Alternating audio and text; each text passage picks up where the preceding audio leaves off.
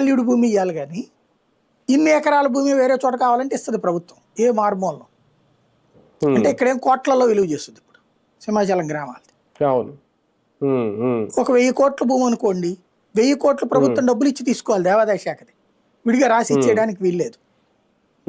జగన్ దానికి తెలివిగా చేసిన ఎత్తుగడ ఏంటంటే ఈ 22A కిందన వాళ్ళకు కూడా ఇచ్చేసాడని ప్లాన్ చేశాడు.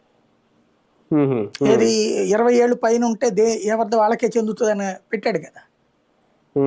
అలా చేద్దామని ఇప్పుడు వీళ్ళు ప్రయత్నిస్తున్నారు. కానీ దేవాదాయ శాఖకి సంబంధించి ఎవరు పిటిషన్ వేసినా మొత్తం లేచిపోద్ది. మళ్ళీ దానికి ఏం చేయాలి, దేవస్థానానికి వేరే చోట భూమి ఇవ్వాలి, పాలక మండలి ఒప్పుకోవాలి. పాలక మండలి వెళ్ళదే కాబట్టి ఒప్పుకుంటారు. ఇప్పుడు ఇది 1000 కోట్ల భూమికి ఎక్కడో 50 కోట్లు 20 కోట్లు వ్యాప్తి చేసే భూమిని ఇచ్చేసేసి సర్దుపుచ్చుతారు. అక్కడ తేడా వస్తుంది. అది మళ్ళీ దాన్ని ఏమంటారు, ఆ టెన్షన్ ప్రభుత్వం తీసుకోవట్లేదు. అది ప్రమాదకరం. అది ఆలోచించుకోవాల్సిన అంశం అన్నమాట.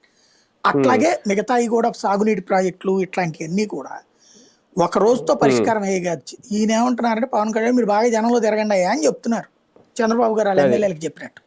కానీ ఇక్కడ సమస్య ఏంటంటే జనంలోకి తిరిగినప్పుడు బోల్డ్ సమస్యలు వస్తుంటాయి, పరిష్కరించగలగాలి. ఆయనకు కూడా తెలియనటువంటిది ఒకటి ఉంది చంద్రబాబు గారికి, పవన్ కళ్యాణ్ గారికి కూడా. డబ్బుకు అలవాటు పడ్డారు. ఇప్పుడు వెళ్ళినప్పుడు అయ్యా మా అమ్మాయి కొంట్లో బాగాలేదంటారు.